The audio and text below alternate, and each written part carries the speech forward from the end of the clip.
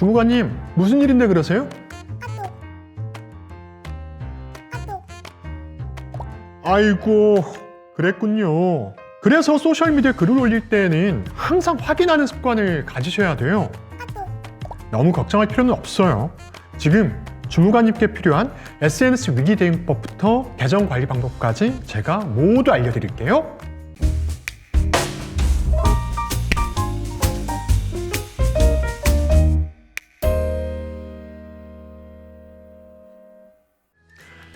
안녕하세요. 30분 소셜미디어 레시피 김철환입니다. 여러분도 김 주무관님과 같은 실수 혹시 해보신 적 있나요? SNS는 컨텐츠가 워낙 빠른 속도로 퍼지기 때문에 한 번 올린 컨텐츠는 사실상 되돌릴 수가 없습니다. 그래서 컨텐츠를 올리실 때는 항상 그 점을 주의하셔야 돼요. 그런데 그럼에도 불구하고 실수를 했을 때는 어떻게 하는 게 좋을까요? 그러면 안 돼요. 그렇게 하면 망하는 겁니다. 자, 오늘은 여러분들께 소셜미디어를 하시다가 실수를 했을 때 어떻게 대처해야 되는지, 그리고 소셜미디어 계정을 어떻게 운영해야 되는지, 그런 것들에 대한 전반적인 방법에 대해 말씀을 드려볼게요. 그럼 시작해 볼까요? SNS에 실수로 그만 잘못된 컨텐츠를 올리는 이 사고가 발생했다면 즉시 내부적으로 그 사실을 알리고 게시물 내용을 수정하거나 삭제해야 합니다. 그리고 필요할 때는 상황이 발생하게 된 경위와 사과의 내용을 담은 글을 게시해야 돼요. 제가 이러한 사고가 발생했을 때 대응할 수 있는 몇 가지 전략들을 알려드릴게요. 첫 번째, 절대 거짓말을 해서는 안 됩니다. 당장 위기를 모면하려고 저 해킹 당했어요 이런 식으로 거짓말을 하게 되면 나중에 사실이 밝혀졌을 때 더 큰 문제가 생겨날 수 있어요. 둘째, 항상 최악의 상황을 가정하고 대응해야 합니다. 더 이상 사태가 악화되지 않을 거야 그런 아니란 생각으로 소극적으로 대응하는 분들이 계시는데요. 사태는 언제든지 최악의 상황으로 치닫을 수 있습니다. 그런 만큼 그때를 가정하고 미리 대응 방안을 준비해 놓으시는 게 좋습니다. 셋째, 법적 대응은 항상 신중해야 합니다. 일반 시민분들에게 법적으로 대응하는 모습을 보여주면 오히려 뭔가를 숨기려 하거나 소위 갑질한 듯한 느낌을 줄 수 있어요. 그럼 여론은 당연히 더 나빠질 수밖에 없겠죠? 그런 만큼 법적 대응은 항상 신중하게 여러 다양한 상황을 고려하신 후에 결정하시는 게 좋습니다. 넷째, 어떻게 해서 상황이 안정되더라도 이슈는 언제든지 다시 이슈화될 수 있기 때문에 지속적으로 모니터링도 필요합니다.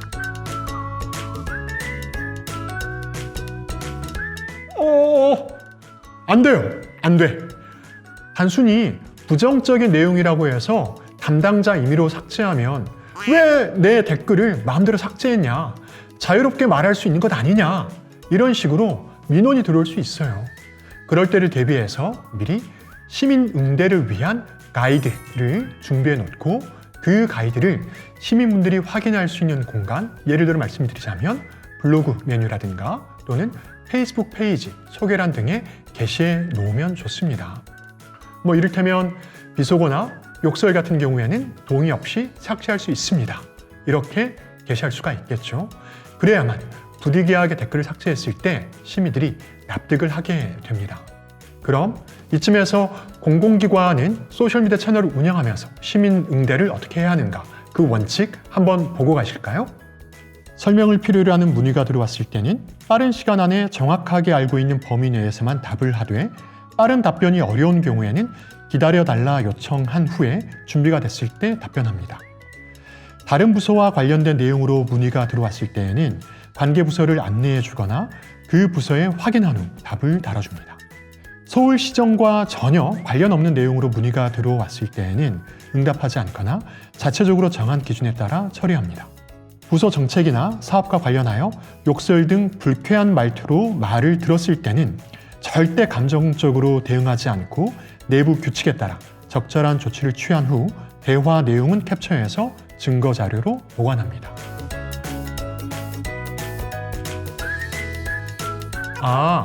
계정 관리요? 가장 중요한 게 바로 로그인 정보를 잘 관리하는 거겠죠?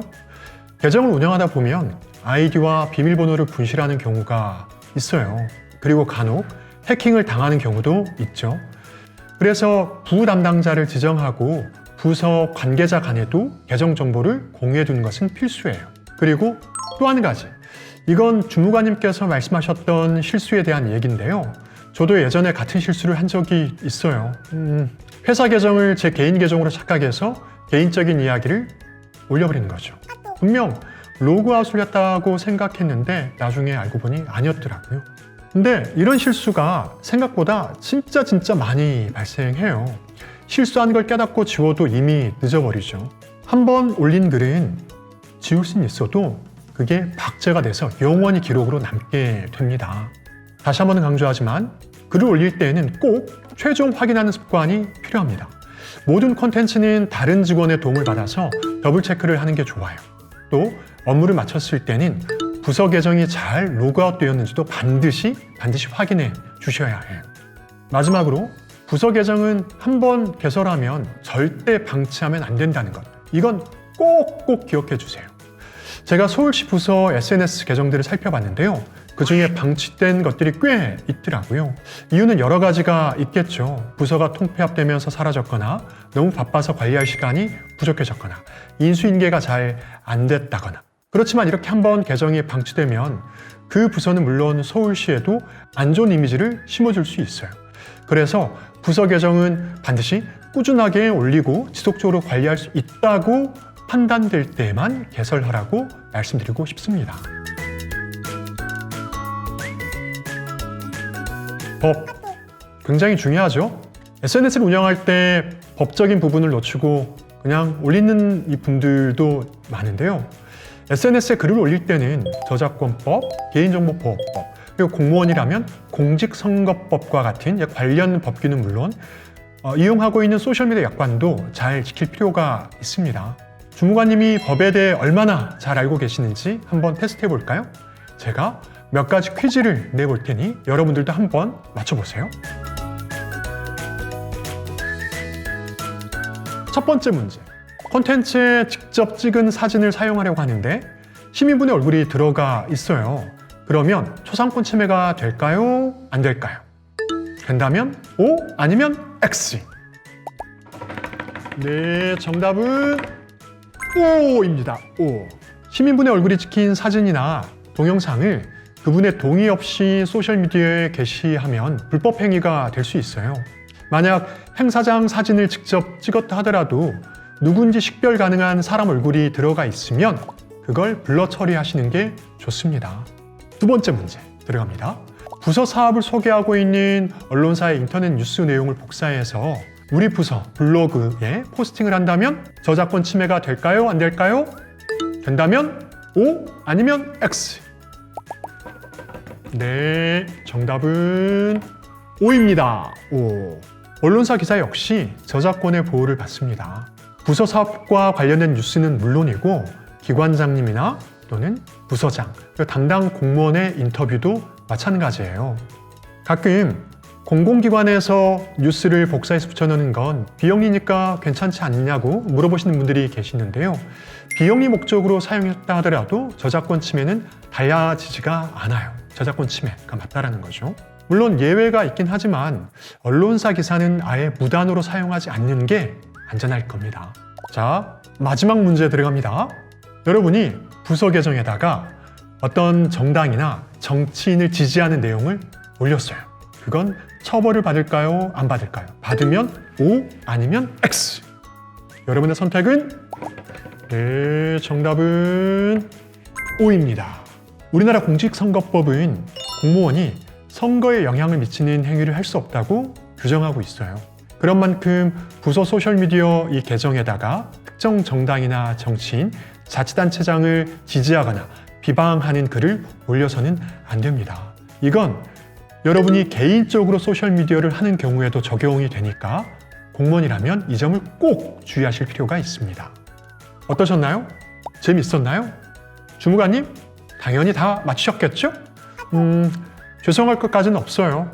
오늘부터 잘 알아두면 되죠. 퀴즈는 안 나왔지만 꼭 알아야 하는 법률 상식들인 소셜미디어 홍보, 시작 지침서, 소시지에 더 자세히 알려드리고 있으니까 꼭 참고해 주세요.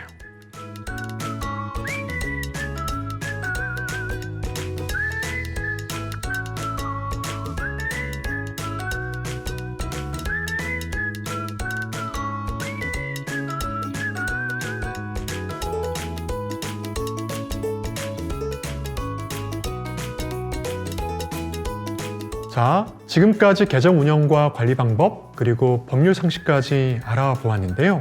어떠셨어요? 이제 주무관님도 SNS 잘 운영하실 수 있으시겠죠? 네, 감사합니다. 지금까지 배운 내용들을 꼭 잘 기억하셔서 SNS 운영을 잘 하시길 바랄게요. 저도 구독했으니까 앞으로도 쭉 힘내셔야 합니다.